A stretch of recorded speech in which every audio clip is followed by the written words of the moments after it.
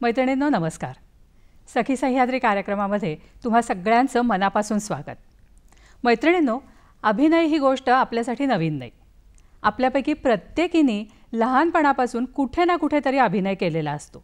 अगदी शाळा कॉलेजमधलं नाटक असेल, कुठल्या तरी नाट्यस्पर्धा असतील, सोसायटीमधले कार्यक्रम असतील, गणेशोत्सव असेल, असंख्य ठिकाणी आपल्याला नाटकात काम करण्याची संधी मिळालेली असते, अभिनय केलेला असतो. पण आयुष्याच्या पुढच्या वळणांवर दरवेळी ही कला जोपासणं जमतंच असं नाही.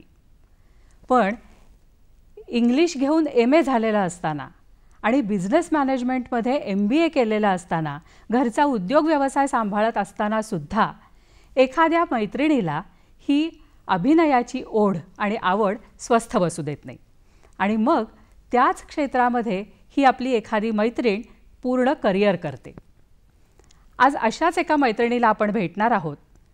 नाट्य चित्रपट अभिनेत्री, निर्माती, दिग्दर्शिका, त्याचप्रमाणे उद्योजक, चित्रकार आणि महत्त्वाच्या अनेक क्षेत्रांमध्ये सामाजिक कार्यामध्ये सुद्धा धडाडीने पुढे आलेल्या अशा एका मैत्रिणीला आज भेटूया.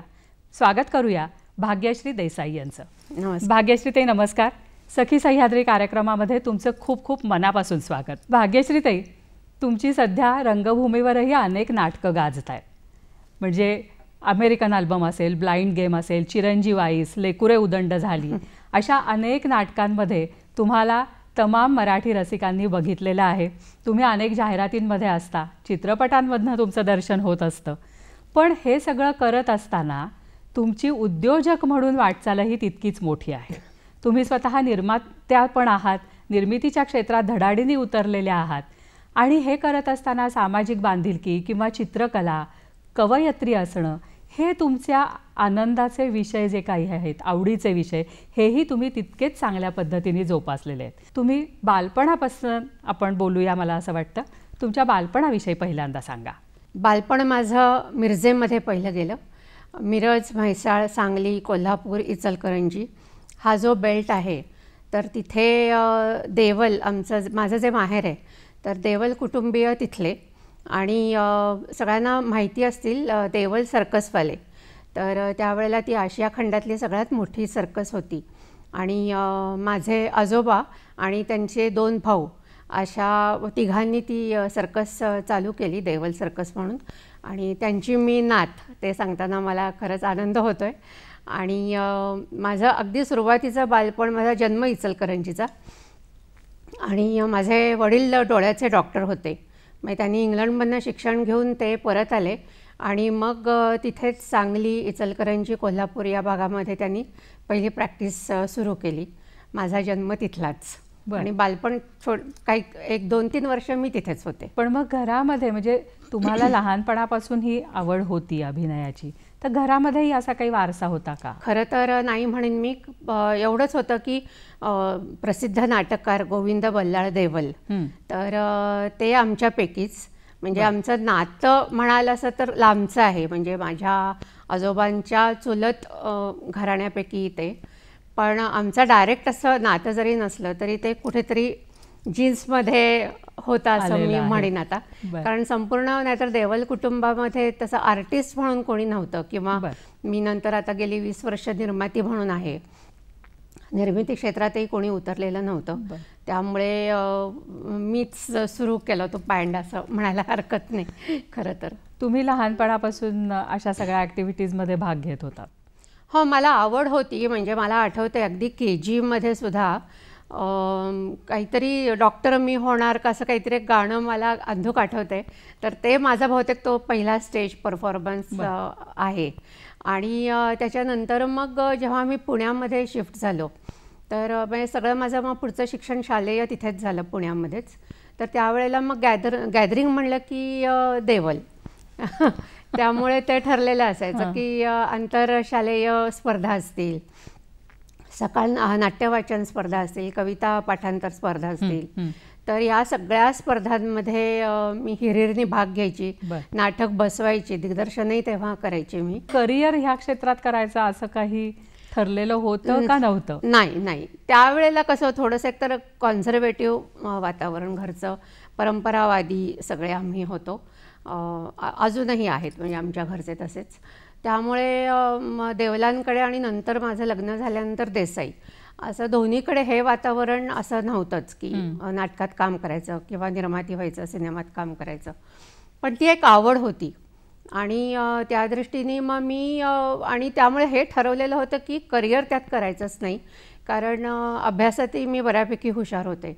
त्यामुळे मग आईची अशी इच्छा होती की शिकून मी कुठेतरी कॉलेजमध्ये वगैरे शिकवायला जावं, प्रोफेसर व्हावं. आणि त्या दृष्टीने मी तयारी पण केली. म्हणजे सांगायला मला आनंद होईल की मी इंग्लिश घेऊन MA केलं. त्याच्या आधी कॉलेजमध्ये असताना जो माझा इंग्लिश विषय होता शेक्सपियर आणि मॉडर्न लिटरेचर, त्यातही मी कॉलेजमध्ये पहिली आलेली होते. आणि नंतर युनिव्हर्सिटीमध्ये मी MA केलं तेव्हाही मला डिस्टिंक्शन होतं. त्यामुळे कॉलेजमध्ये मला सहज जॉब मिळत होता ॲज अ लेक्चरर. आणि आईची आणि सगळ्यांचीच इच्छा होती की मी शिकवावं, त्या दृष्टीने मी सुरू पण केलेलं होतं ते. त्यामुळे असं करिअर करायचं असं काहीही डोक्यामध्ये नव्हतं तेव्हा. जे लांबर सुद्धा तो विचार मी केलेला नव्हता. आणि मग नंतर MBA कडे वळलात एकदम?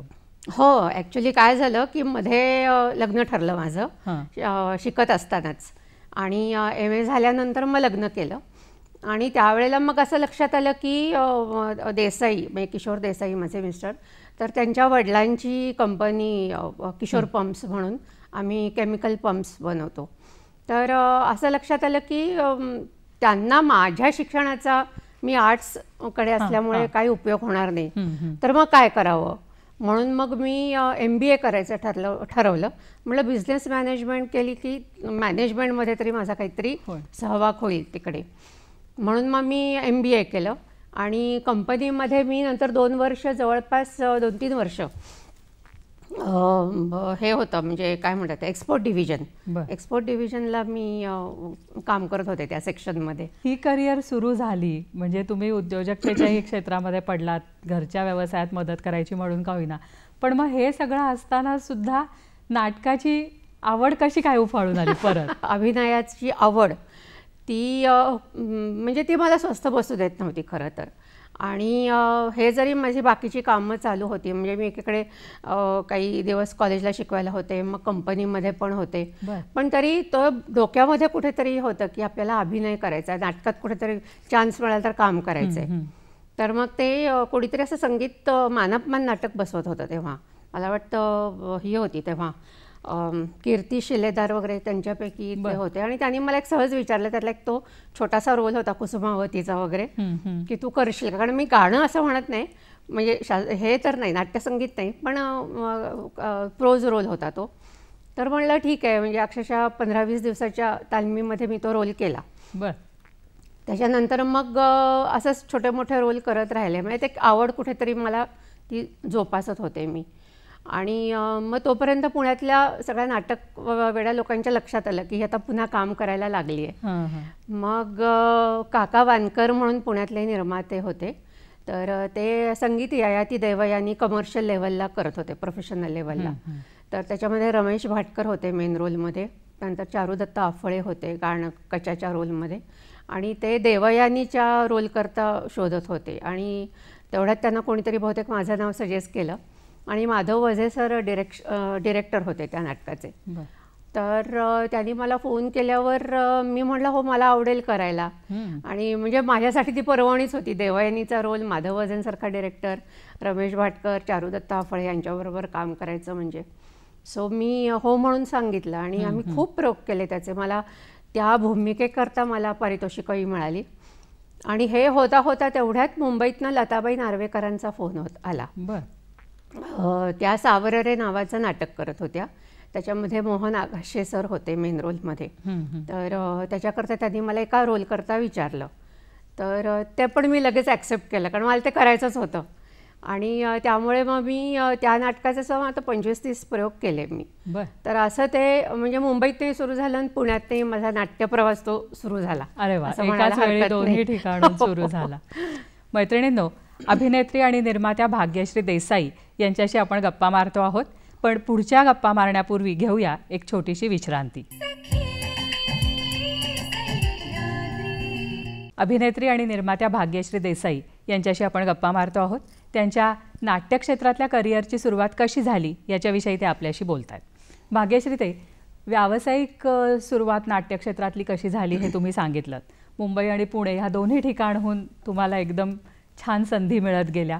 मग पुढे कसं कसं तुमची वाटचाल झाली, म्हणजे सावररे नंतरचा महत्त्वाचा टप्पा म्हणून काय सांगाल? हां, त्या आणि पाठोपाठ झालं. म्हणजे हे एकाच वर्षात 3 गोष्टी अशा झाल्या. मी आत्ता म्हणलं तसं ययाती देवयानी मी करत होते, सावररेचे प्रयोग करत होते आणि तेवढ्यात मुंबईचेच मोठे दिग्दर्शक कुमार सोनी सर, त्यांचा मला फोन आला की ते एक सिनेमा करत होते जोडीदार नावाचा आणि त्याच्यामध्ये पुन्हा एका रोल करता त्यांनी मला विचारलं. त्याच्यामध्ये मिलिंद गोणाजी होते, रमेश भाटकर होते. मला वाटतं रमेश भाटकरांनी माझं नाव सजेस्ट केलेलं होतं आणि त्या रोल करता पुन्हा त्यांनी मला एक विचारणा केली आणि ते सुद्धा म्हणजे मी अपडाऊन करत ते शूट पण केलं. म्हणजे ही 2 नाटकं आणि ते शूटिंग असं सायमल्टेनियसली चालू होतं. आणि हे करत असताना पुण्यामध्ये ना प्रायोगिक नाटकं पण मी काही करत होते. म्हणजे त्याच्यामध्ये फार काही हे नसायचं ते, कारण ती प्रायोगिक नाटकं म्हणजे हार्डली 1 तासाची वगैरे असतात. पण त्याच्यामध्ये सुद्धा जसं मिळेल तसं मी रोल करत होते. कुठली कुठली नाटकं केली? आताचे जे महाराष्ट्र कल्चरल सेंटरचे प्रमोद काळे, शुभांगी दामले आहेत ना, तर त्यांचीच संस्था होती आणि त्याच्याकडनं आम्ही ते असे गणपतीत वगैरे ते प्रयोग करायचे किंवा मे महिन्याच्या सुट्टीत. तर ग्रिप्ससारखं ते होतं आणि त्याच्यामध्ये मग आमचे ते प्रयोग मधनं चालू असायचे. आता मला आत्ता पटकन एक आठवतं आहे, मद्राशाने केला मराठी भरतार असं एक ते नाटकाचं नाव होतं. नंतर तुमचे आमचे गाणे म्हणून असं अजून एक नाटक होतं. त्याच्यामध्ये रमेश भाटकर होते, विकास पंडित म्हणून एक चांगले दिग्दर्शक होते, त्यांनी ते बसवलेलं होतं आणि ह्या प्रायोगिक नाटकांचे प्रयोगही आमचे चालू होते. मेन टाईम काय झालं, म्हणजे एकाच वेळेला नाटक, सिनेमा आणि प्रायोगिक नाटक हे सगळं चालू होतं. ह्या सगळ्यामध्ये मी एक ऑब्झर्वर म्हणून होते, कलाकार होते आणि कलाकाराचं तसं पाहायला गेलं तर त्याला तसा व्हॉइस नसतो. म्हणजे समोर जे काही चाललंय निर्मिती क्षेत्रामध्ये असेल, दिग्दर्शन असेल किंवा त्याच्यामध्ये त्याला व्हॉइस असा नसतो, तो बोलू काही शकत नाही. मनात आलं तरी आपण व्यक्त नाही होऊ शकत. पण फक्त त्याचं काम करायचं आणि निघून जायचं एवढंच असतं. त्यामुळे माझी कुचंबणा अशीच होती की मला एकतर मी स्वतः अतिशय परफेक्शनिस्ट आहे, म्हणजे टाचणीसुद्धा अशी तिकडून तिकडे झाली तरी मला ती चालत नाही. आणि अशा याच्यामध्ये मग ते कॉस्ट्युम्स असतील, प्रॉपर्टी असेल, म्हणजे ड्रेपरीमधल्या काही गोष्टी असतील, तर ते असं कशाला इस्त्री नसते किंवा काहीतरी प्रॉपर्टीचं एक साधं उदाहरण आहे ते देवयानीमध्ये अशा 2 मोठ्या समया सुंदर त्यांच्या पहिल्याच सीनला असतात. त्या पितळ्याच्या दाखवतात ते आणि त्याला पॉलिश नसायचं. तर मी त्यांना म्हणायचे, अहो ते पॉलिश करायला पाहिजे त्याला जरा. त्यामुळे थोडक्यात तुला काय करायचं आहे, तू काम कर असं. तर ते मला कुठेतरी खटकायचं. म्हणलं का असं, चांगलं प्रोडक्शन द्यायला पाहिजे. लोकच 200, 300, 400, 500नी तुम्ही तिकीटं काढून येता नाटकाला आणि म्हणलं त्यांना क्वालिटी देणं गरजेचं आहे, आपण असं नाही करून चालत. पण ते माझ्या मनात कुठेतरी राहायचं आणि मी बोलू काही शकत नव्हते. आणि मग वन फाईन मॉर्निंग मी ठरवलं की ठीक आहे ना, म्हणजे मी काम करते आहे, मला आवडते, मी ते एन्जॉय करते, सगळं ठीक आहे. पण जर मला क्वालिटी तेवढी देता येत नसेल माझ्याकडनं समजा, तर मग काय उपयोग आहे. आणि तो नाही म्हटलं तरी अभिनयावर परिणाम होतोच ना थोडासा. जसं तुमचं सराउंडिंग असेल तसं तुम्ही कसे व्यक्त होता ते अवलंबून खूप असतं त्याच्यावर. मग मी ठरवलं की आपण स्वतःच निर्माती व्हायचं. तुम्ही निर्मिती क्षेत्रात कशा काय उतरलात? कारण तुलनेने बघितलं तर महिला या क्षेत्रामध्ये तशा कमी असतात आणि निर्माता म्हणून जी काही एक भूमिका आहे ती पण काही साधी सोपी नाही. आणि मग ह्याच्यातलं तुमचं पहिलं प्रोडक्शन कुठलं? त्यावेळेला पुनरुज्जीवित नाटकांचं हे चालू होतं, तसं आता परत यायला लागले. त्यावेळेला मग आम्ही असं ठरवलं की लेकुरे उदंड झाली, जे गाजलेलं नाटक होतं, संगीत नाटक, संगीत असं नाही, प्रोज आणि काय साधी गाडी अशी अशा ह्याच्यातलंच ते नाटक होतं. तर ते करूया म्हणून, करायलाही छान एक पॉझिटिव्ह त्याच्यामध्ये सगळं हे असणारं. आणि अनंत कान्हो म्हणून जे पुण्यातले दिग्दर्शक आहेत, तर त्यांना मी फोन करून सांगितलं की असं असं मी निर्मिती क्षेत्रात उतरते आणि मला नाटक प्रोड्यूस करायचं आहे, तर तुम्ही मदत कराल का? तर मग पुण्यातलेच आम्ही सगळे आर्टिस्ट घेतले. आणि सुबोध भावे याचं ते पहिलं व्यावसायिक नाटक. अरे वा. तो सुद्धा कमर्शियल वगैरे बरंच त्यावेळेला करत होता. सॉरी, कमर्शियल नाही, प्रायोगिक नाटकं. पण त्याचं कमर्शियल नाटक हे पहिलं लेकुरे उदंड झाली. अरे वा. आणि बाकी मग पुण्यात रवींद्र खरे, वर्षा घाटपांडे अशी, जोगळेकर वगैरे, दिलीप जोगळेकर, अशी बरीच कास्ट होती. जवळजवळ त्याच्यामध्ये 8-9 जण आहेत कास्टमध्ये. तर बाकी म्हणजे सगळे पुण्यातले लोक घेऊन आपण एक छान प्रोडक्शन त्यावेळेला उभं केलं. म्हणजे जसं माझ्या मनात होतं की एक चकचकीत सुंदर प्रोडक्शन करायचं. म्हणजे नवीन सेट केला. जितेंद्र अभिषेक की जरी नसले तरी त्यांच्या मिसेस होत्या विद्याताई. मग त्यांच्याशी संपर्क साधून ती गाणी वगैरे ते सगळं आम्ही त्याच्यामध्ये ते इन्कॉर्पोरेट केलं. कारण म्युझिक सगळं जितेंद्र अभिषेकी सरांचंच होतं. आणि मग बॅकग्राऊंड म्युझिक पण आम्ही त्याच्यामध्ये नरेंद्र भिडेंना सांगून ते घेतलं.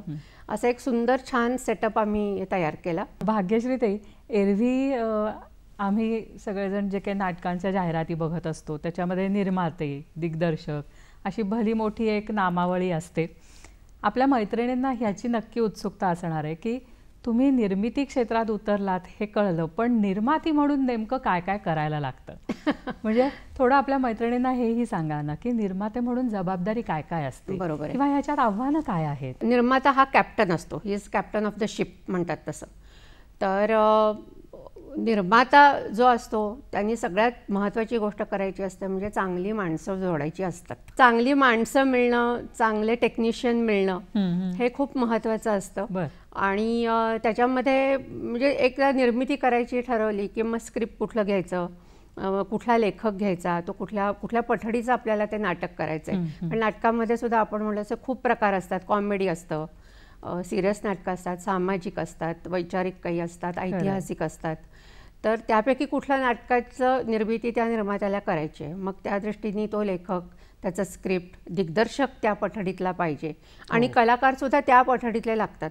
काही काही जे कॉमेडी मध्ये काम करणारे ॲक्टर्स असतात त्यांना मे बी ऐतिहासिक नाटकात काम करायचं जमत नाही, किंवा त्यांना ते नकोच असतं. कारण त्यांचा तो शिक्का जो त्यांच्यावर बसलेला असतो कॉमेडीचा, तो त्यांना पुसून काढणं कठीण होतं अनेकदा. सो ते सगळी ती मोठ वळणं ते गरजेचं असतं. मग संगीत आलं त्याच्यामध्ये, लाईट इफेक्ट्स ते कोणाला सांगायचे, प्रॉपर्टी, ड्रेपरी ते सगळं आलं. आणि ती लोकं पण गोळा करायची. कारण बॅकस्टेज हा एक मोठा कणा असतो नाटकाचा. म्हणजे मी म्हणलं तसं चांगली माणसं जी गोळा करायला लागतात त्याच्यात सगळ्यात महत्त्वाचं म्हणजे बॅकस्टेज असतं. त्यांना एकदा तुम्ही चांगलं धरून ठेवलं ना की तुमचं प्रोडक्शन चांगलं झालं म्हणून समजा. कारण खूपसं त्यांच्याच हातात असतं खरं तर. म्हणजे अगदी कॉस्ट्युमपासून ते लाईट इफेक्ट्स किंवा संगीत वाजवणं, त्यांनी बॅकग्राऊंड म्युझिक स्कोअर वगैरे ते सगळं त्यांच्याच हातात असतं. आणि ते जर आपल्याला कॉपरेट करत असतील तर मग ते नाटक चांगलं म्हणजे चांगलं धरतं असं म्हणायला हरकत नाही. त्यामुळे या सगळ्यांची मोठ वळणं. आणि कसं असतं ना की माणसं धरून ठेवणं ही सुद्धा एक कला असते. आता म्हणजे मी आता गेली 20 वर्ष या क्षेत्रात आहे निर्माती म्हणून सुद्धा. माझे जवळजवळ आता सगळे म्हणून 17 ते 18 प्रोडक्शन झालेली आहेत. पण प्रत्येक वेळेला, आणि मला आज सांगायला खरंच आनंद होतो की लेकुरे उदंड झाली हा जो प्रवास माझा निर्माती म्हणून सुरू झाला, तिथपासून त्याच्यानंतर चिरंजीव आईस असेल, चेहरे मुखवटे असेल, किंवा टिटवाळा फाससारखं नाटक असेल, जन्मरसासारखं नाटक असेल, अगदी ब्लाइंड गेम, आत्ताचा अमेरिकन अल्बम, किंवा मी सिनेमामध्ये प्रोड्यूस केला होता असं कधी कधी नावाचा, आणि किंवा शॉर्ट फिल्म्स भरपूर केल्या, सिरियल केली. तर ह्या सगळ्यांमध्ये समान धागा आहे तो माझा बॅकस्टेज. ते तेव्हापासून जे आहे ते आत्तापर्यंत आहे. म्हणजे त्याच्यामध्ये काही सोडून गेले असतील किंवा काही बदलले असतील लोक, पण जी कोर टीम आहे ना ती सगळी माझी तीच आहे आजही. आणि त्यामुळे ते आमचं ट्युनिंग झालेलं असतं की त्यांनाही माहिती असतं की मॅडमला नक्की काय लागतं, आणि मलाही माहिती असतं की त्यांची कपॅसिटी केवढी आणि ते किती मला देऊ शकतात. सो तो एक फरक पडतो खूप. म्हणजे मी ज्याला रॅपो ज्याला आपण म्हणतो ना, तो याच्यामध्ये खूप महत्त्वाचा असतो. आणि त्यामुळे मग म्हणजे निर्मात्याचं जसं तुम्ही विचारलंत की हे सगळी मोठ वळणं, तालमी घेणं, त्या कुठल्याही चांगल्या नाटकाकरता महिना दीड महिना तर तालमींची गरजच असते. आणि त्याच्यामध्ये मग सगळ्यांचं चहा पाणी जेवण खाण ते सगळं सांभाळणं तेही तेवढंच महत्त्वाचं असतं. आणि ते करता करता बाकीचं सेटची निर्मिती असेल किंवा बाकीची ज्या सगळ्या गोष्टी असतील त्याच्याकडे एक चांगला मॅनेजर लागतो. आणि मला खरंच माझं नशीब चांगलं आहे, मला चांगले मॅनेजर आत्तापर्यंत मिळाले सगळ्याला. आणि नंतर मग प्रयोग लावणं, ते कुठे लावणं, कसे लावणं, कधी लावणं. मुंबईत, कारण मुंबईत जाणं हे खूप मोठी गोष्ट असते पुण्यातल्या लोकांकरता सुद्धा. सो मुंबईत प्रयोग लावणं हेही तेवढं आणि महत्त्वाचं असतं ते. सो पुण्यातला निर्माता असेल तर त्यांनी मुंबईत जाऊन कधी शो लावायचे, कसे लावायचे, कुठल्या दिवशी लावायचे. काही शो त्या अंगावर लावून आपल्याला लॉस जरी सहन झाला, म्हणजे काही वेळेला तर 25-30 शोपर्यंत लॉस असतो. आणि त्याच्यानंतर मग ते एकदा धरायला लागलं नाटक की मग तुम्हाला त्याच्यामधनं फायदा मिळतो. पुढची त्यांची वाटचाल ऐकून घेण्यापूर्वी घेऊया एक छोटीशी विश्रांती. मैत्रिणींनो, सखी सह्याद्री कार्यक्रमामध्ये तुम्हा सगळ्यांचं पुन्हा एकदा मनापासून स्वागत. भाग्यश्रीताई, तुम्ही निर्मिती क्षेत्रामध्ये काम कसं कसं सुरू केलं हे सगळं तुम्ही सांगितलं.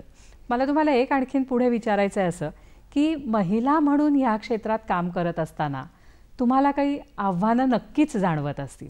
कारण मुळात हे क्षेत्र तुम्ही आत्ता जे काही सांगितलं की काय काय करावं लागतं, ही सगळी कामांची मोठी यादी आणि एकूण व्याप्ती हे सगळं लक्षात घेता हे काम सोपं नक्कीच नाही आहे. पण मग महिला म्हणून तुम्हाला काम करताना ह्याच्यामध्ये काही अडचणी येतात का, किंवा काय आव्हानं जाणवतात? म्हणजे आव्हानं म्हणाल तर कधी फायदा होतो, कधी तोटाही होतो याच्यामध्ये.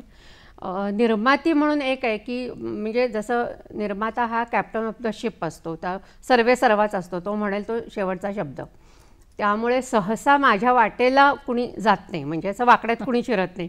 तो एक चांगली गोष्ट आहे. पण त्याचबरोबर आता उदाहरणार्थ कॉन्ट्रॅक्टचे शो जिथे आम्हाला मिळतात, पैशांचा जिथे प्रश्न येतो, तर तिथेही फसवाफसवीचं थोडंसं होऊ शकतं. म्हणजे होतंच असं नाही, होऊ शकतं. त्याच्यामध्ये अलर्ट एक स्त्री म्हणून म्हणा किंवा हे पण राहावं लागतं. किंवा ते कधी कधी थोडासा मेल शोव्हिनिझम दाखवायचा प्रयत्न होतो, पण त्याच्याकडे दुर्लक्ष खरं तर करावं लागतं अशा वेळेला. पण एक मी उदाहरण छोटंसं देईन. याच्यामध्ये 2 शो होते, त्यांनी 2 शो घेतलेले होते आणि त्यांनी पहिल्या शोचे पैसे पाठवलेले होते आणि ते म्हणले की पहिला शो झाला की मी तुम्हाला तुमचे उरलेले पैसे देतो. बरं, माझे जे मॅनेजर होते बरोबर, त्यांना मी हे सगळं सांगून ठेवलेलं होतं. आणि आमचं कसं असतं नाट्यक्षेत्रातल्या लोकांचं, कारण पैशाच्या बाबतीत इतकं थोडंसं दोलायमान असते स्थिती की नाही पैसे मिळाले तर सगळा भार तो निर्मात्यावर येतो. त्यामुळे त्याच्यामध्ये खूप अलर्ट राहावं लागतं. तर पहिला शो आमचा झाला, पहिला प्रयोग झाला. त्याच्यानंतर एक अर्धा तासाचा गॅप होता आणि त्याच्यानंतर पुढचा प्रयोग होता त्याच्यात. तर तोपर्यंत पैसे त्या अर्ध्या तासात येणं अपेक्षित होतं, ते आलेले नव्हते. आणि आमच्याकडे कसा परवलीचा शब्द आहे, शांताबाई आल्या का. तर शांताबाई म्हणजे पैसे. बाहेरच्या लोकांना असं वाटतं की नाटकातल्याच कोणीतरी बाई आहेत आणि त्यांची चौकशी चालली आहे. तर सगळ्यांचंच आलं तर शांताबाई आल्या का, शांताबाई का, मी माझे मॅनेजर आणि सगळ्यांचे. नाही, शांताबाई आल्या नाहीत अजून. तर का मग प्रयोग का होत नाही, शांताबाई आल्या नाहीत ना अजून, असं चाललं होतं ते. तेवढ्यात लोकांनी बाहेर झाला आरडाओरडा सुरू केला. अर्धा पाऊण तास झाला, 1 तास झाला, प्रयोग काय सुरू होईना, शांताबाईच आलेल्या नाही आहेत, काय करायचं. तर तो जो ज्यांनी कॉन्ट्रॅक्टचा शो घेतलेला होता तो दुरून कुठून तरी हे सगळं बघत होता बहुतेक.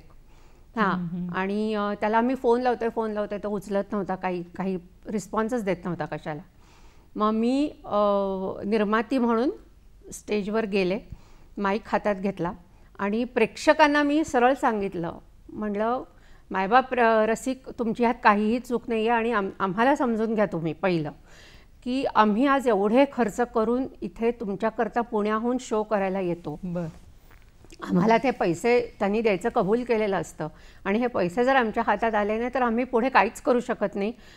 तुम्ही लक्षात घ्या, माझ्याबरोबर 20 जणांची टीम आहे, त्यांना जर मी पैसे देऊ शकले नाही तर कसं होणार पुढे आमचं, आम्ही जाऊ कसे परत पुण्यामध्ये.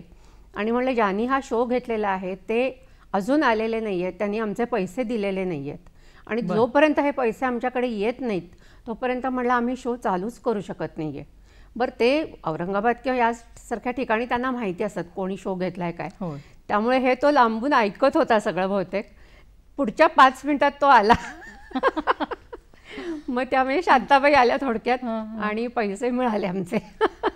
आणि मग तो प्रयोग सुरू झाला. थोडंसं मी म्हणेन अडचणीचा भाग आला, तसं एक इमोशनल पण मी त्याच्यामध्ये सांगू इच्छिते. काय झालं, जन्मरहस्य नावाचं आमचं नाटक होतं, बोरिवलीला ठाकरेमध्ये आमचा प्रयोग होता. आणि हे जे नाटक आहे ना ते स्किझोफ्रेनिया ह्या आजारावर आहे. बरं. आणि त्या नाटकामधली ती जी कर्ती स्त्री आहे तिलाच ह्या आजाराने वेढलेला आहे. आणि मग त्यातून ते कुटुंब कसं सावरतं किंवा कुठल्या कुठल्या गोष्टींना त्यांना फेस करायला लागतात ते सगळं ह्या नाटकांमध्ये आहे. डॉक्टर आनंद नाडकर्णी प्रसिद्ध सायकियाट्रिस्ट त्यांचं हे नाटक. आणि त्याचा प्रयोग आमचा चालू होता. अमिता खोपकर त्या मेन रोलमध्ये होत्या. आणि नाटक झालं, छान रिस्पॉन्स होता. आणि आम्हाला कसं असतं, पुण्याहून आम्ही प्रयोग करायला जातो, प्रयोग झाल्याबरोबर आमची घाई असते सगळं आवरावरी करायची आणि पुण्याला परत यायचं, कारण आम्ही कुठेही थांबत वगैरे नाही मध्ये. तर प्रयोग झाल्यानंतर आमची सगळ्यांची धावपळ चालू होती, पेमेंट्स वगैरे झाली, जेवण मागवलेलं होतं आणि जेवण वगैरे उरकून आता निघायचं अशा ह्याच्यामध्ये आम्ही होतो. तर तेवढ्यात एक गृहस्थ हातामध्ये कापडी पिशवी घेऊन आत आले तिथे आणि ते असे नुसतेच उभे राहिले ते. तर मला काही माहिती नाही, मी म्हटलं कोणाला तरी भेटायला वगैरे आले असतील, त्यामुळे मी काही खरं लक्ष दिलं नाही. आणि थोड्या वेळाने सगळे आवराआवरी आमची चाललेली असताना ते तिथेच उभे होते. मला कळेना, म्हणलं हे गृहस्थ असे का उभे आहेत. मी त्यांना सहज विचारलं, म्हणलं सर काय झालं, म्हणजे तुम्हाला कोणाला भेटायचं आहे का, तुम्ही इथे बराच वेळ थांबलायत. तर मला म्हणलं मला या नाटकाच्या निर्मात्याला भेटायचं आहे. म्हणलं सर नमस्कार, मी भाग्यश्री देसाई, मीच आहे निर्माती, बोला तुमचं काय काम आहे. तर मला म्हणले काही नाही, तुम्ही फार सुंदर नाटक दिलं आहे आणि त्याच्याकरता तुमचे आभारही मानायचे आहेत. मग म्हणलं थँक्यू, पुढे काय. पण ते म्हणले आमच्या घरी हा प्रॉब्लेम आहे, हाच प्रॉब्लेम आहे जो तुम्ही नाटकात दाखवला आहे. त्यामुळे माझी बायको आज गेली 4-5 वर्ष या आजारांनी त्रस्त आहे आणि तिच्यामुळे अख्खं कुटुंबच आमचं अफेक्टेड आहे. तिला कसं सावरावं काय आम्हाला खरंच कळत नव्हतं. पण हे तुमचं नाटक बघून आज माझ्या लक्षात आलं की कसं या लोकांची वागायला पाहिजे. तर म्हणलं धन्यवाद सर, खूप चांगलं वाटलं म्हणलं तुम्हाला भेटून आणि तुम्ही मन मोकळं केलं, म्हणलं बरं वाटलं. तर ते म्हणले तुम्हाला मला काहीतरी द्यायचं आहे. म्हणलं नाही, तुम्ही आलात नाटकाला हेच आमच्याकरता फार मोठी पावती आहे. म्हणलं प्रेक्षकांनी येऊन आपणहून सांगणं हे म्हणलं फार मोठी गोष्ट आहे आमच्याकरता. तर ते म्हणले नाही नाही ठीक आहे, पण तरी ते म्हणले मला काहीतरी द्यायचंच आहे तुम्हाला. असं म्हणून त्यांनी त्यांच्या हातातली कापडी पिशवी माझ्या हातात ठेवली, मला आशीर्वाद दिल्यासारखं असं केलं आणि निघून गेले. तर मी म्हणलं काय त्या पिशवीमध्ये, ते मी गेले त्यांनी वळूनही बघितलं नाही माझ्याकडे. आणि गेल्यावर मी ती पिशवी उघडून पाहिली तर त्याच्यामध्ये 4-5 वांगी, हां असं काकडी, गाजर हे असं, म्हणजे त्यांनी बहुतेक त्या संध्याकाळच्या स्वयंपाकाकरता आणलेलं सगळं सामान असणार. पण हे नाटक बघून ते एवढे भारावले की ती पिशवी अख्खी माझ्या हातात देऊन ते निघून गेले. म्हणजे हे सुद्धा एक प्रेक्षकांचं प्रेम असतं ना, किती ते त्यांना ते जाणवलं असणार, म्हणून त्यांनी काही न विचार करता ती पिशवी माझ्या हातात दिली गिफ्ट म्हणून. त्यांना ते आतून ते आलं त्यांच्या की काहीतरी व्यक्त होऊन द्यायला पाहिजे असं. ते असे सुद्धा खूप वेगळे आणि छान अनुभव येतात. चिरंजीव आईस हे नाटक दिलीप कोल्हटकर सर आता नाही येते, ते दिग्दर्शन करत होते त्याचं.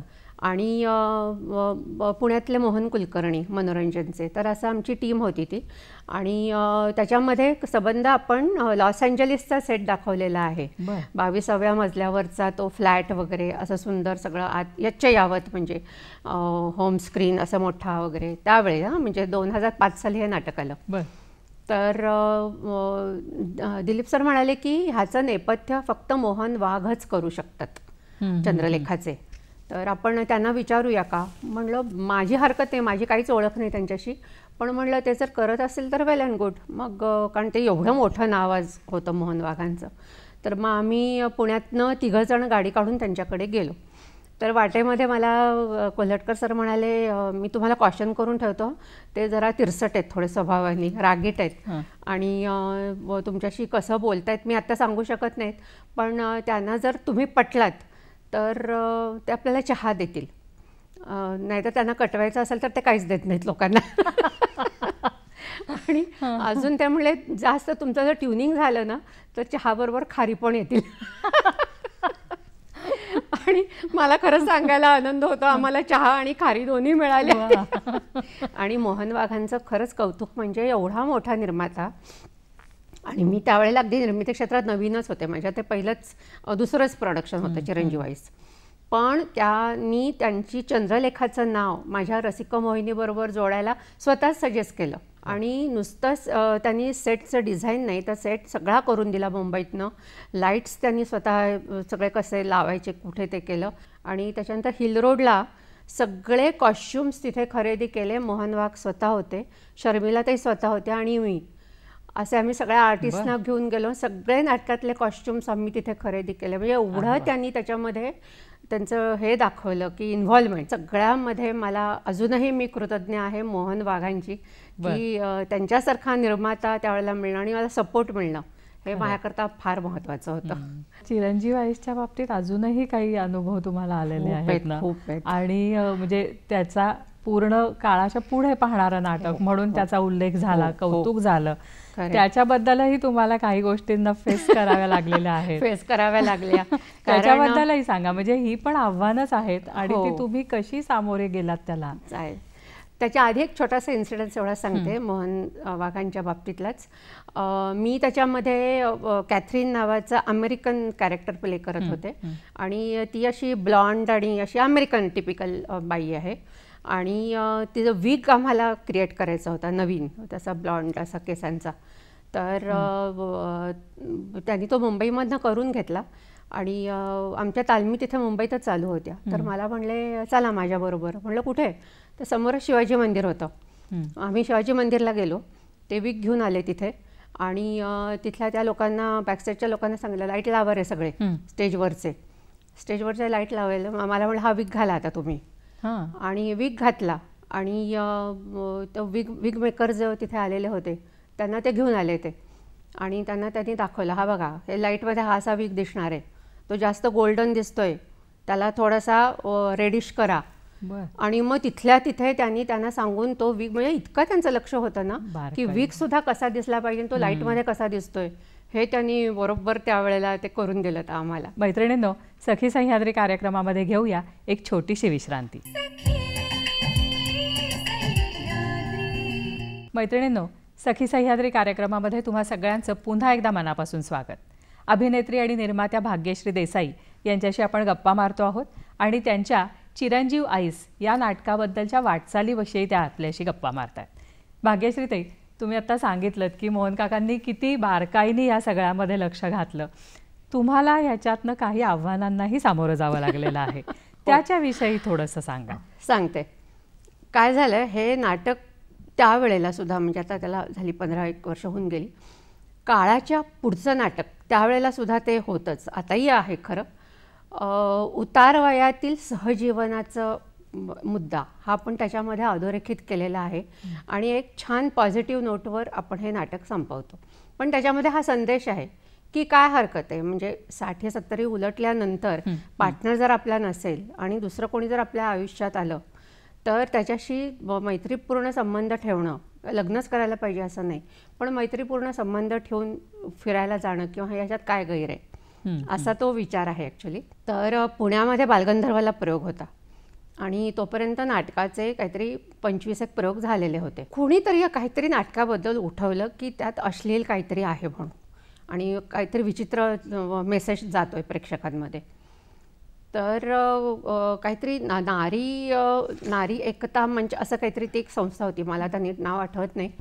तर त्यांचा मोर्चा आला बालगंधर्वाला आणि नाटक सुरू व्हायचं होतं अजून आणि त्यांनी ते बाहेर हे करायला सुरुवात केली, झेंडे लावून वगैरे, नाटक बंद, आम्ही सुरू करू देणार नाही वगैरे वगैरे. तर बरं, तोपर्यंत मी त्या गेटअपमध्ये सगळं माझा मेकअप वगैरे चालू होता. तर मला आतपर्यंत कळलं की असं असं झालं आहे म्हणून. म्हणलं अरे बापरे, आता काय करायचं. मी काही नाही, तो विग लावलेला काढून टाकला, नॉर्मल गेटअपमध्ये त्यांच्यासमोर गेले आणि त्या ज्या मॅडम होत्या त्यांना मी विचारलं काय प्रॉब्लेम काय आहे. तर मला म्हटलं नाही, आम्हाला असं कळलं की हे नाटक फार अश्लील आहे आणि तुम्ही फार वाईट मेसेज याच्यामधनं जातो आहे प्रेक्षकांना, तर आम्ही ह्या संस्थेचे आहेत लोक आणि आम्ही हे नाटक होऊ देणार नाही आहे, तुम्ही बंद करा ह्याचे शो. म्हटलं तुम्हाला कोणी सांगितलं आहे हे? म्हटलं तुम्ही बघितलं आहे का नाटक? तर नाही म्हटलं, बघा आम्हाला काही गरज नाही बघायची. भयंकर उद्धटासारखं त्या बोलत होत्या. तर म्हटलं एक काम करा ताई, तुमच्या ज्या सगळ्या आलेल्या लोक 40-50चा क्राऊड होता तो साधारण. म्हटलं तुमच्या ज्या मेन 2-3 आहेत ना त्यांना मी पहिल्या रांगेत म्हटलं सीट देते आज. हां, म्हटलं आमचं आहे बुकिंग पण तरी मी ॲडजस्ट करीन, तुम्ही बसा, नाटक बघा आणि तुमचे बाकीचे सगळे आलेत ना त्यांना बाल्कनीमध्ये आपण बसू, कारण पुढे जागा नाही आहे. आणि म्हणलं बघा तुम्ही नाटक. जर नाटक बघितल्यानंतर तुम्हाला असं वाटलं की हे नाटक फारच वाईट आहे, ताबडतोब थांबायला पाहिजे, आम्ही इंटरव्हलमध्येच थांबू म्हणलं, मला काही प्रॉब्लेम नाही. त्याच्यानंतर त्यांनी संपूर्ण नाटक बघितलं आणि आपण होऊन येऊन सांगितलं नाही नाही याच्यात काही वाईट नाही, उलटं तुमचा संदेश अतिशय डिसेंटली आणि छान तुम्ही सांगितलंय. म्हणजे आपण जेव्हा निर्माती म्हणून काहीतरी करायला जातो आणि असं काहीतरी समोर यायला लागलं की टेन्शन यायला लागतं खूप.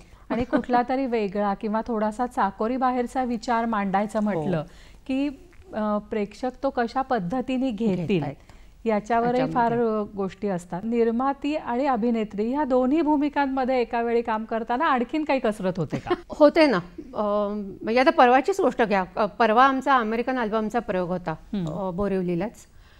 आणि म्हणजे हे एक उदाहरण देते, मग मी पुढचं सांगते. तिथे तुम्ही पाहिलंय नाटकामध्ये पियानो हे कॅरेक्टर आहे आणि म्हणजे त्या पियानोचे 2-3 सीन त्याच्यावरच होतात असे महत्त्वाचे. आणि पुण्यामधनं आपण सगळं सामान जातं मुंबईला, तर त्याच्यामध्ये कीबोर्ड राहिलेला होता पुण्यामध्येच. बरं.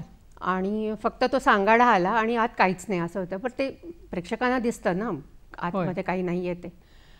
तर मी इकडे असंच मेकअप करत असताना माझे मॅनेजर सुरेंद्र गोखले हळूच येऊन सांगतात, मॅडम एक छोटासा प्रॉब्लेम झाला आहे, कीबोर्ड राहिला आहे पुण्यातच. मी असा ब्रश हातात घेतलेला पडला माझ्या हातात ना. म्हणलं आता काय करायचं, काय करता येईल काय करता येईल. तर आमचे को प्रोड्युसर जे झरी इराणी आणि मोहनदास प्रभू आहेत आत्ता, तर माझ्या लक्षात आलं, म्हणलं नॉर्मली पारसी लोकांच्या घरी कधीतरी हा पियानो किंवा हे असतंच. मी लगेच त्यांना फोन केला, म्हणलं झरीर सर असं असं झालेलं आहे, आपल्याला काय करता येईल. त्यामुळे काळजी करू नका, तुम्ही मेकअपला बसलायत का, तुम्ही अजिबात त्याच्याकडे लक्ष देऊ नका, आम्ही बघतो काय ते. पुढच्या 10 मिनिटात त्यांचा फोन आला की बोरिवली म्हणजे ठाकरे ऑडिटोरियमच्या शेजारीच एक म्युझिकलचं दुकान आहे आणि तिथे कीबोर्ड मिळतात भाड्याने. बरं. आणि म्हणजे पुढच्या अर्ध्या तासात तो प्रॉब्लेम सॉल्व्ह झालेला होता. म्हणजे मी स्विच ऑन स्विच ऑफ एक निर्माती म्हणून आणि एक अभिनेत्री म्हणून असं तो माझं हे झालं. आणि मी एक काय झालं ना, आता इतकी प्रोडक्शन्स केली आहेत की मला आता ती सवय लागली आहे की प्री प्रोडक्शन स्टेजला मी फक्त निर्माती असते. तालमी एकदा सुरू झाल्या नाटकाच्या की मी अभिनेत्री पण असते, त्याचबरोबर निर्माती पण असते. आणि एकदा प्रयोग सुरू झाले, 3री घंटा झाली की मी फक्त अभिनेत्री असते.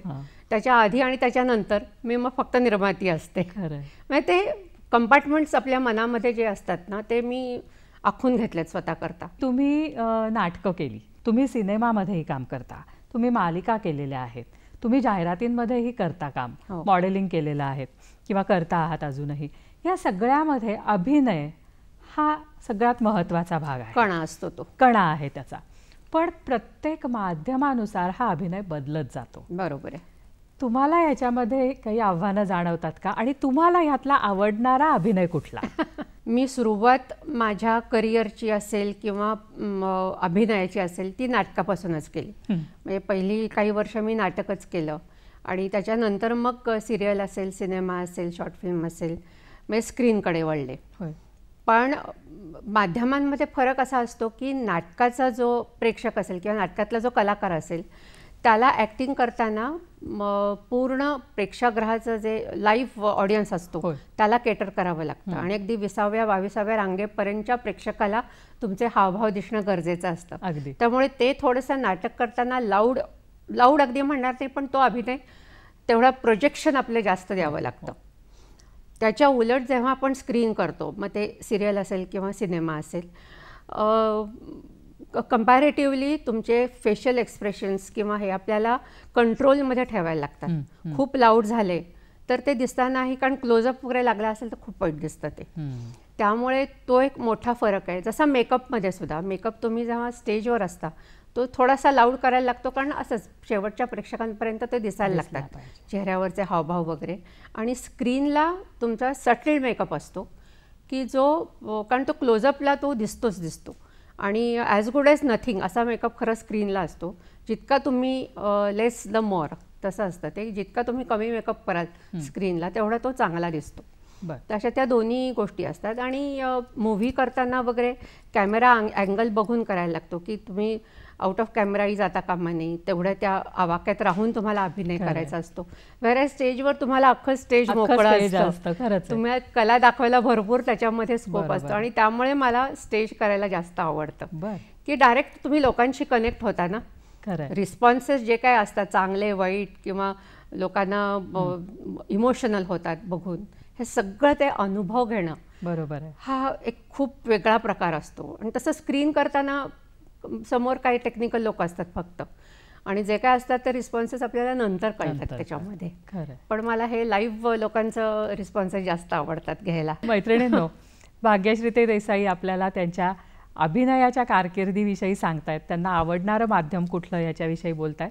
पण पुढे त्यांच्याशी गप्पा मारण्यापूर्वी घेऊया एक छोटीशी विश्रांती. मैत्रिणींनो, सखी सह्याद्री कार्यक्रमामध्ये तुम्हा सगळ्यांचं पुन्हा एकदा मनापासून स्वागत. भाग्यश्रीताई, तुम्ही आता अभिनयाच्या तुमच्या कारकिर्दीविषयी खूप छान सांगितलं, पण त्याच्याबरोबरीने तुम्ही कवयित्री पण आहात, चित्रकार पण आहात, आणि या सगळ्या कामांच्या व्यापामध्ये सुद्धा तुम्ही तुमचं ते अस्तित्वसुद्धा खूप छान जिथं जागतं ठेवलेलं आहे. तर त्याच्याविषयी पण थोडंसं सांगायला. चित्रकला मी माझ्या मुलाच्या जन्मानंतर खरं चालू केली, कारण मुलगा लहान होता आणि मी घराबाहेर पडू शकत नव्हते. पण मला ते स्वस्थ बसवत नव्हतं, काहीतरी करत राहणं गरजेचं होतं माझ्या दृष्टीने. आणि त्यामुळे मी म्हटलं मग घर बसल्या काय करता येईल. तर चित्रकलेचं शिक्षण मी रीतसर असं घेतलेलं नव्हतं, पण मग पुण्यामध्ये अनंत भिडे नावाचे सर होते, पेरुगेटला शिकवायचे ते. तर मग त्यांच्याकडनं मी आठवड्यातनं 2दा जायची आणि पेन्सिल, पेस्ट्री, ऑइल, चारकोल अशी मीडियम्स वापरून त्यांच्याकडनं मी चित्रकला शिकून घेतली. आणि 10 वर्ष जवळजवळ मी ते करत होते. आणि घरी येऊन मग उरलेल्या दिवसामध्ये मुलाला सांभाळून उरलेल्या वेळात मी हे करत होते. आणि असं करता करता जवळजवळ माझी 50-60 चित्र झाली. एक्झिबिशन्समध्ये मी भाग घेतले. आत्तापर्यंत 5 एक्झिबिशन्स मी भरवली. आणि काही चित्र तर म्हणजे खूप आवडले आहेत लोकांना. कवितेचं असं झालं की 2014 पासून मला अचानक शूट करताना, नाटक करताना, मेकअप करताना कविता सुचायला लागल्या. त्या कशा झाल्या काय झालं मला खरंच माहिती नाही आहे, पण ज्या सुचायला लागल्या त्या पहिल्या डायरेक्ट इंग्लिशमध्ये, मग मराठीमधनं, आणि मग हिंदीमधनंही कविता सुचायला लागल्या. आणि एवढा सुंदर रिस्पॉन्स आला. त्यानिमित्ताने माझ्या अनेक कवींशी, कवयित्रींची ओळख झाली. आणि मग मी वेगवेगळ्या काव्यसंमेलनात भाग घ्यायला लागले, मासिकातनं माझ्या कविता यायला लागल्या. आणि असं करत करत मग मी आषाढ नावाचा माझा काव्यसंग्रह प्रकाशित केला 2018 मध्ये. आणि ध्यानीमनी नसताना मला आत्तापर्यंत त्याला राष्ट्रीय आणि ह्याच्यावर नॅशनल लेवलला, स्टेट लेवलला मिळून 15 पारितोषिकं मिळाली आहेत. अरे वा, अभिनंदन. तर पण हे माझ्याकरता खूप म्हणजे वेगळं आणि नवीन क्षेत्र होतं, पण होऊन गेलं ते हातनं. असं एखादी छोटीशी कविता सादर केली तरी छान आवडेल आम्हाला. माझी एक कविता नातं नावाची आहे, आणि ती मी आता सादर करेन आपल्यासमोर. ह्या कवितेला फक्त नुसत्या ह्या कवितेला आत्तापर्यंत मला 3 ते 4 पारितोषिकं मिळाली आहेत. आणि स्त्री जीवनावरचीच आहे ही कविता. त्याच्या मागची बॅकग्राऊंड छोटीशी अशी आहे की माझी जे कामाला बाई होती तिचं नवीन लग्न झालेलं होतं, आणि काही झालं की ती म्हणायची नवऱ्याला विचारून सांगते. तर मी तिला म्हणायची अगं तू काय घालतेस, तू काय नेसतेस, तू काय केसाचं काय करतेस, हे सगळं तू नवऱ्याला विचारून कशाला करतेस. ती म्हणली नाही आमच्याकडे तशीच परंपरा आहे. त्याच्यावरनं मला ही कविता सुचली. कवितेचं नाव आहे नातं. तुझ्या कपाळावरच्या सूक्ष्म आठेने सांगितलं बोलताना माझं काहीतरी चुकलंय. तुझ्या कपाळावरच्या सूक्ष्म आठेने सांगितलं बोलताना माझं काहीतरी चुकलंय, पण तुला आवडेल असंच मी नेहमी बोलायचं का. तुझ्या तीक्ष्ण नजरेने मी ओळखलं, तुझ्या तीक्ष्ण नजरेने मी ओळखलं माझं वागताना काहीतरी बिनसलंय, पण तुला आवडेल असंच मी नेहमी वागायचं का. तुझ्या तिरप्या कटाक्षाने मी हेरलं, तुझ्या तिरप्या कटाक्षाने मी हेरलं माझा पेहराव तुला आवडलेला नाही, पण तुला आवडेल असाच पेहराव मी नेहमी करायचा का.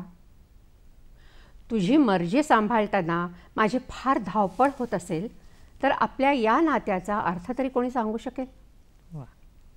नवरा बायको, नवरा बायको, मित्र मैत्रीण, प्रियकर प्रेयसी का आणखीन काही. जगातल्या प्रत्येक नात्याला एक काळी किनार असते. जगातल्या प्रत्येक नात्याला एक काळी किनार असते. म्हणलं तर धूसर, म्हणलं तर स्वच्छ दिसते.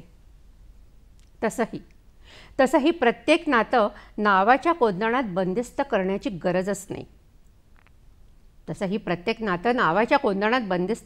गरजच नाही. नाव असलं किंवा नसलं तरी काही नात्यांमध्ये फरकही पडत नाही. एकदा नावांच्या जंजाळातून नात्यांना मोकळं करून बघ.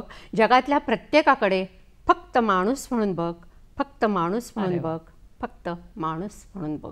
अरे वा, फार छान. तुम्ही स्वतः, मला वाटतं हीच जी तुमची माणुसकीचा धागा आहे तुमच्या व्यक्तिमत्वातला, तोच तुम्हाला सामाजिक कार्याकडे घेऊन गेला असावा. तुम्ही सामाजिक कार्यामध्येही आघाडीवर आहात. या कामाविषयी पण थोडक्यात सांगा. कोविडच्या काळामध्ये नाट्य व्यवसाय फार अडचणीत आलेला होता. कलाकारांना कामं नव्हतीच, पण त्याहीपेक्षा बॅकस्टेजच्या लोकांना त्यांचे फार हाल चाललेले होते आणि त्यांना काय करावं त्यांना. कारण काय असतं, मेकअप पण असेल तर तो मेकअपशिवाय काही करू शकत नाही, किंवा अशा ज्या गोष्टी आहेत, लाईट असेल तर तो लाईटशिवाय काहीच करू शकत नाही, किंवा असं असतं. तर करायचं काय ह्या लोकांनी? उदरनिर्वाहाचं साधन काय? घरं, त्यांचे घरी सगळे माणसं आणि हे. तर आम्ही काय केलं, म्हणजे पुण्यातले सुरेश जोग म्हणून एक आहेत, तर त्यांनी आणि मी मिळून पुण्यातल्या 45 ते 50 बॅकस्टेज आर्टिस्टना फक्त 3 महिने पुरेल एवढा शिधा आम्ही त्यांना दिला त्यावेळेला, कोविडच्या काळामध्ये. हे 14 मार्चला सगळं लॉकडाऊन सुरू झालं आपल्याकडे. तर आम्ही म्हणलं 1 महिना जाऊ दे, 2 महिने जाऊ दे, 2-3 महिन्याचं तरी त्यांचं निदान काहीतरी आपण करू शकू. तर आम्ही म्हणजे रोजचं लागणारं अगदी तेल मिठापासून ते गव्हाचं पीठ असेल, तांदूळ असेल, डाळ असेल, कांदे बटाटे, असं आम्ही त्यांना ते प्रोव्हाइड केलेलं होतं. तर तो एक त्यांना चांगला उपयोग झाला असावा असं आपण धरून चालू. आणि सगळ्यांनी त्यावेळेला सांगितलं की, आणि पुण्यातनं हे मदत करणारी आपलीच पहिली संस्था होती. त्याच्यानंतर आम्ही मग निवारा किंवा अशा ठिकाणी मी जायची, कारण तिथे सुद्धा कोविडच्या काळामध्ये त्या लोकांना मदतीची गरज असायची. तर मग नखं कापून देणं एवढी साधी गोष्ट त्या लोकांना जमत नाही. त्यामुळे त्यांना काहीतरी वाचून दाखवायचं, त्यांची नखं कापून द्यायची. आणि त्यांना मग काय, कारण त्यांच्याकडे तिथे मोबाईल बरेच ठिकाणी नव्हते, मग त्यांना आपल्या घरच्यांची काही कॉन्टॅक्ट करायचा असायचा, मग त्यांना मोबाईलवरनं कॉन्टॅक्ट करून द्यायचा वगैरे. अशी जमेल तशी कामं आम्ही त्यावेळेला केली. आणि आत्ता रिसेंटली 2-3 वर्षामुळे कोविड जस्ट संपला, भोरच्या जवळ नरे म्हणून गाव आहे, तर तिथे पंचक्रोशी आदर्श विद्यालय म्हणून आहे. तर तिथे एका कलाकार म्हणून त्यांनी मला आमंत्रित केलेलं होतं संवाद साधायला. तर तिथे मी बघताना बघितलं की इतकी छान मुलं, 10वीपर्यंतचं को एज्युकेशन त्यांचं, आणि सगळं चांगलं, तिथे शाळा चांगली, बाकी सगळे शिक्षक वगैरे खूप तत्पर सगळ्या बाबतीमध्ये. आणि बोलताना मला असं कळलं की तिथे टॉयलेट्सच नाही आहेत. अरे बापरे. एस्पेशली ते म्हणले की मुलींची फार कुचंबणा होते, म्हणजे त्या पर्टिक्युलर दिवसांमध्ये. ते म्हणले, तर आम्ही मग म्हणलं, मी करता काय तुम्ही? तर ते म्हणले, आम्ही शेजारच्या घरांशी टाय केले. तर तिथे आम्ही त्यांना रिक्वेस्ट करून ठेवले की ह्या मुली कदाचित तुमच्याकडे त्या दिवसात जर आल्या तर त्यांना नाही म्हणू नका. अदरवाईज कुठे त्यांना घेत नव्हते आतमध्ये, आणि नाहीतर मग कुठेतरी आडोशाला जायचं किंवा असं काहीतरी त्यांचं, ते फार वाईट परिस्थिती होती. तर मी म्हटलं काहीतरी आपल्याला जमेल तर करायला पाहिजे. मग मी पुढे सगळी यंत्रणा चालवली. तिथे मी नेटवरही बघितलं की कशा प्रकारची टॉयलेट्स त्यांना देता येतील काय. तर आता मोबाईल टॉयलेट्स पण आलेली आहेत, पण शेवटी मग पक्कं बांधकाम करून कायमचं त्यांच्याकरता ते करायचं असं मी ठरवलं. आणि 2 वर्षापूर्वीच्या जूनमध्ये, म्हणजे मी म्हटलं शाळा सुरू व्हायच्या आत आपण ही तयार करून त्यांना द्यायची. तर टोटल 12 टॉयलेट्स मी त्यांना दिली. अरे वा. आणि त्याच्यामध्ये म्हणजे 6 मुलांची 6 मुलींची. आणि तेवढंच नाही, टाकी त्यांना, ते अंडरग्राऊंड ड्रेनेज सिस्टीम आणि असं जे सगळं लागतं, मग वॉश बेसिन आलं, साबण, हे ते इतर सगळ्याच गोष्टी, ओव्हरहेड टँक त्यांना पाण्याचा. तर पाण्याची एक नशिबाने कमतरता नव्हती तिथे, त्यामुळे ते पाईपलाईन वगैरे सगळं करून ते सगळा निधी मी त्यांना हे करून दिला. नरेमधल्याच, भोरमधल्याच एकानं कॉन्ट्रॅक्ट दिलं सगळं करायला. आणि तिथले ते त्यांचे मुख्याध्यापक वगैरे खूप कॉपरेटिव्ह होते, सो त्यांचं कॉपरेशनही मला चांगलं मिळालं. आणि तिथलेच जवळची अजून कन्या शाळा आहे, तिथे आत्ता आम्ही त्यांना बोट्स दिले, त्याचे फळे जी असतात ना, तर तिथे काय व्हायचं, त्या लोकांना म्हणजे खडूनी लिहायला गेलं ना की अस्थमाचा खूप त्यांना त्रास व्हायला लागला. आणि आता जे नवीन बोर्ड्स आहेत तर त्याला ह्याचा त्रास होत नाही, तुम्हाला पेनानी लिहावं लागतं आणि ते लगेच निघतं पण. सो ते पण आता आम्ही मध्ये त्यांना ते करून दिलेत. आज आपल्या अनेक मैत्रिणी हे सगळं बघतायत आणि खूप जणींच्या मनातही अशा इच्छा असतात ज्या पूर्ण होत नाहीत अशा पद्धतीने की आपली करिअर या क्षेत्रात करावी. आज या मैत्रिणींना या निमित्ताने काय संदेश द्याल? मी असं सांगेन की कॉलेज गोईंग जर तुम्ही असाल तर वेळ असतो खूप आणि तुम्हाला या क्षेत्राची आवड असेल तर जेव्हा केव्हा वेळ मिळेल तेव्हा शिबिरं जेवढी शक्य होतील तेवढी अटेंड करायची. कारण काय आहे ना, कुठेही तुम्हाला या क्षेत्रामध्ये यायचं असेल तर त्याचं प्रॉपर शिक्षण घेणं हे गरजेचं आहे. मला आवडते म्हणून मी आले असं नाही होत. पण माझं हेच सांगणं आहे की एक तर पहिलं म्हणजे स्वतःवर विश्वास ठेवा. आपलं आतलं मन काय सांगतंय त्याच्याकडे नीट ऐका, त्याप्रमाणे करा. पण त्याचबरोबर भावनेच्या आहारी न जाता ह्याचं रीतसर शिक्षण घेऊन स्वतःमध्ये परिपक्वता आल्यानंतर या क्षेत्रामध्ये या. आणि हे क्षेत्र वाईट पण नाही आहे, चांगलं पण नाही आहे, पण तुम्ही जसं घ्याल तसं आहे ते. चांगलं म्हणलं तर चांगलं पण आहे. त्यामुळे स्वतःवर विश्वास ठेवून याच्यामध्ये नक्की या. आपण धडाडीने आयुष्यातल्या चढउतारांना तर सामोरं जातोच, पण व्यावसायिक जीवनातही असे जे काही चढउतार येतात त्यांनाही जर धैर्याने तोंड देता आलं तर जीवन कसं छान फुलतं याचं एक खूप उत्तम उदाहरण म्हणून मी भाग्यश्रीताईंचा आज इथे उल्लेख करीन. आपला जो काही अध्याय जीवनाचा सुरू आहे तो आता नव्याने आणखीन छान सुरू करा, याच्यासाठी तुम्हालाही सगळ्यांना शुभेच्छा देते. आज इथेच थांबूया. नमस्कार. नमस्कार.